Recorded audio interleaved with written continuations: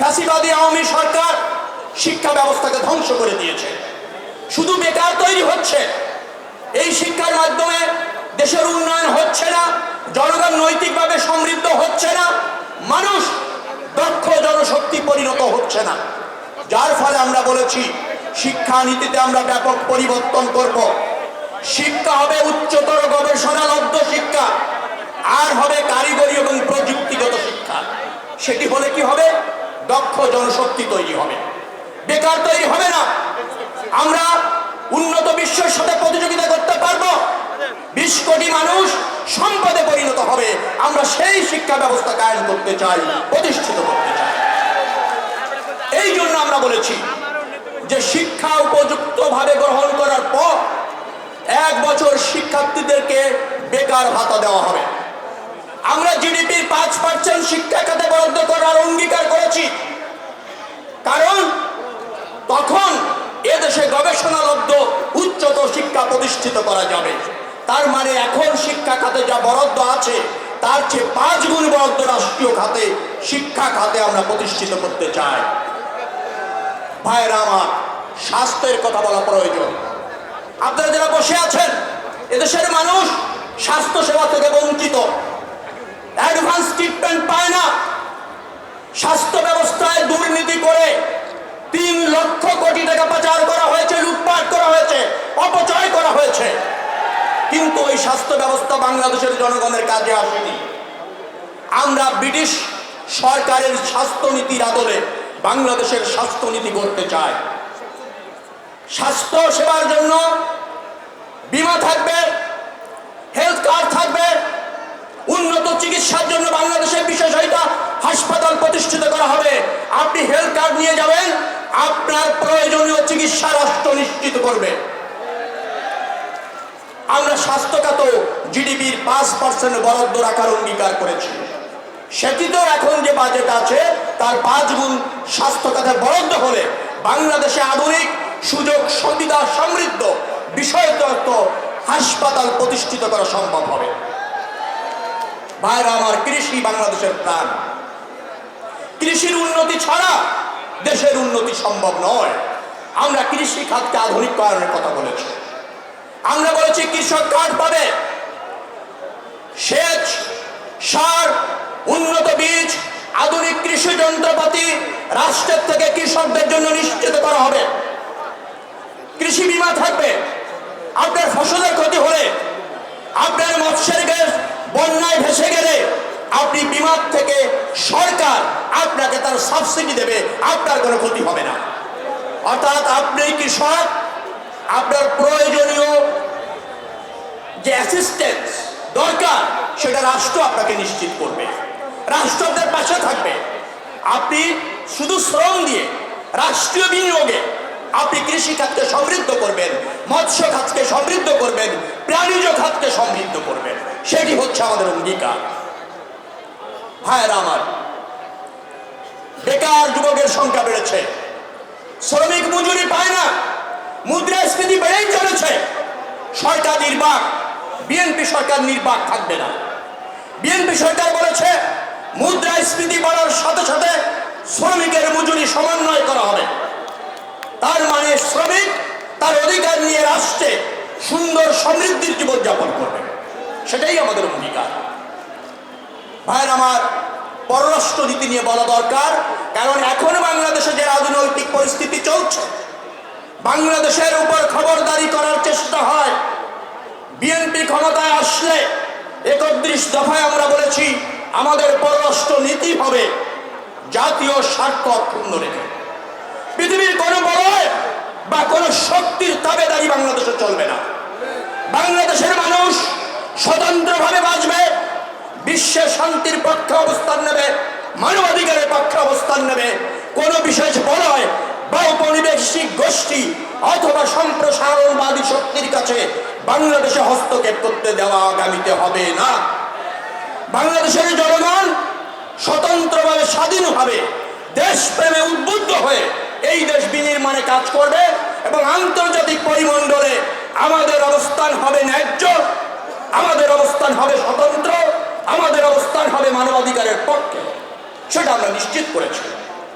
ভাইয়ের আমার, 31টি দফা আমরা সমস্ত জায়গায় মানুষের অর্থনৈতিক সামাজিক উন্নয়ন, শাসনতন্ত্রে পরিবর্তন, শাসন কাঠামোতে পরিবর্তন করবার জন্য বাংলাদেশি জাতীয়তাবাদী দল এদেশে 18 কোটি মানুষের কাছে অঙ্গীকারাবদ্ধ।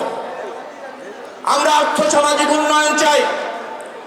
আমরা বলেছি মুক্তিযুদ্ধ আমাদের সবচেয়ে বড় অর্জন, লক্ষ প্রাণের বিনিময়ে বাংলাদেশ পেয়েছি। আওয়ামী লীগ সরকার সেই মুক্তিযুদ্ধের ইতিহাসকে রাজনৈতিক ব্যবহার করেছে। আমরা মুক্তিযুদ্ধের ইতিহাসের রাজনৈতিক ব্যবহার বন্ধ করব এবং মুক্তিযুদ্ধের চেতনার বাণিজ্য যেটা আওয়ামী লীগ করেছে সেটা বন্ধ করব। আমরা অঙ্গীকার করেছি। রাষ্ট্রীয়ভাবে স্বীকৃতি দেওয়া হবে মুক্তিযুদ্ধের যার যার অবদান যা ছিল তাই। রাষ্ট্রীয় ব্যবস্থাপনায় নিবিড় পর্যবেক্ষণের মাধ্যমে মুক্তিযোদ্ধাদের সঠিক লিস্ট প্রদান করা হবে। সেখানে মুক্তিযোদ্ধারা সম্মান পাবেন, শহীদ মুক্তিযোদ্ধারা যারা ছিলেন তাদের পরিবাররা সুযোগ সুবিধা পাবেন, মর্যাদা পাবেন। আমরা এই মুক্তিযুদ্ধে অংশগ্রহণকারী যে শক্তি, সেই শক্তিকে, সেই জনগণকে সবাই শ্রদ্ধার পাত্র হয়ে রাষ্ট্রীয়ভাবে শ্রদ্ধার জায়গায় রাখতে চাই, সম্মানের জায়গায় রাখতে চাই। ভাইয়ের আমার, ধর্মের বাড়াবাড়ি বাংলাদেশে ছিল। এখনো পর্যন্ত কেউ কেউ রাষ্ট্রীয় এবং রাজনৈতিক সুবিধার জন্য করতে চান। আমরা বলেছি ধর্ম হবে যার যার, রাষ্ট্র হবে সবার। ধর্ম হবে যার যার, বাংলাদেশ সবার। হিন্দু, মুসলিম, বৌদ্ধ, খ্রিস্টান, বিভিন্ন ধর্মের মানুষ যার যার ধর্মীয় পালন স্বাধীনভাবে করবে, এখানে কোনো বাধা থাকবে না। বিএনপি বাংলাদেশের জাতীয়তাবাদে বিশ্বাস করে, ধর্মীয় মূল্যবোধে বিশ্বাস করে। আমরা বিভিন্ন ধর্মের মানুষ সহাবস্থান চাই, যার যার ধর্ম স্বাধীনভাবে পালন করতে চাই। কোনো বর্ণ বৈষম্য চাই না, সমতল পাহাড়ি বিভাজন নাই। আমরা বলেছি অর্থনীতি, রাজনৈতিক অধিকার, অর্থনৈতিক অধিকার, সামাজিক অধিকার, ধর্মীয় অধিকার সবার সমান হবে। এটা আমরা নিশ্চিত করেছি। ভাইরা আমার, প্রিয় বন্ধুরা আমার, আজকে বাংলাদেশ, আপনি জানেন ফ্যাসিবাদের পতন হয়েছে, কিন্তু একটা গণতান্ত্রিক সমৃদ্ধ বাংলাদেশ গড়ার স্বপ্ন নিয়ে আমাদের ছেলেরা জীবন দিয়েছে, এদেশের মানুষ জীবন দিয়েছে। আর বাংলাদেশের মানুষ এখন বিএনপির দিকে তাকিয়ে আছে। বিএনপির হাত ধরে জনাব তারেক রহমানের নেতৃত্বে এদেশে গণতান্ত্রিক বাংলাদেশ প্রতিষ্ঠিত হবে, নতুন বাংলাদেশ বিনির্মাণ করব, এটাই জনগণের প্রত্যাশা।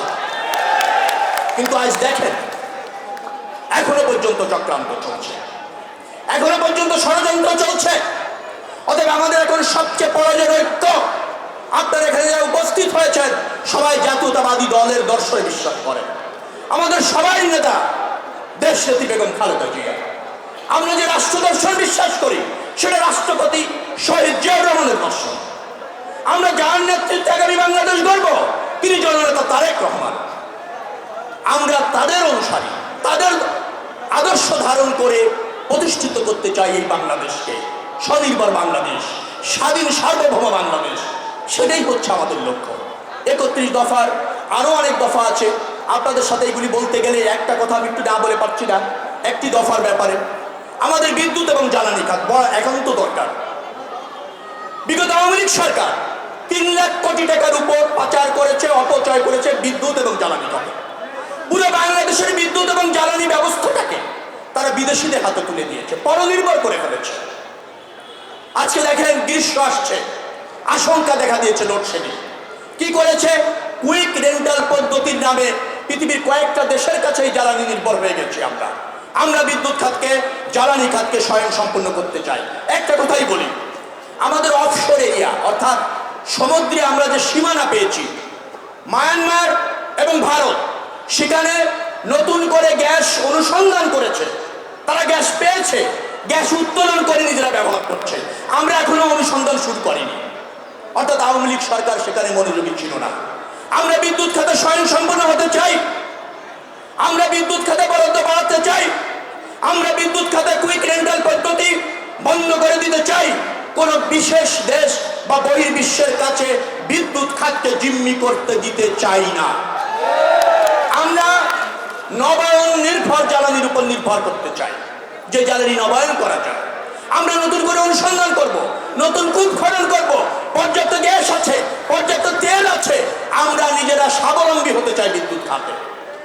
বাইরে আমরা বিদ্যুতের দাম বেড়েই চলেছে, জনগণ জনদুর্ভোগ হচ্ছে, দ্রব্যমূল্যের দাম বাড়ছে, সরকার জবাবদিহি নাই, সিন্ডিকেটের কাছে জিম্মি হয়ে গেছে।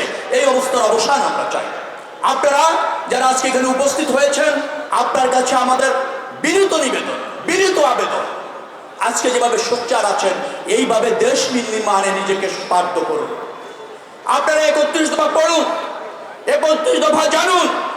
কোনোটা না বুঝতে পারলে আমাদের নেতারা আছে, তাদের সাথে আলোচনা করুন এবং প্রতিদিন 2-5 লোককে বিএনপির এই 31 দফা সম্পর্কে অবগত করুন, সচেতন করুন, তাদের সাথে আলোচনা করুন। জননেতা জনাব তারেক রহমানের এই যে 31 দফা, সেটা যে আগামীর বাংলাদেশ বিনির্মাণের একমাত্র সনদ, সেটি মানুষের সামনে তুলে ধরুন। আপনারা সবাই ঐক্যবদ্ধ থাকুন, আপনাদের ব্যক্তি জীবন, পারিবারিক জীবন সমৃদ্ধ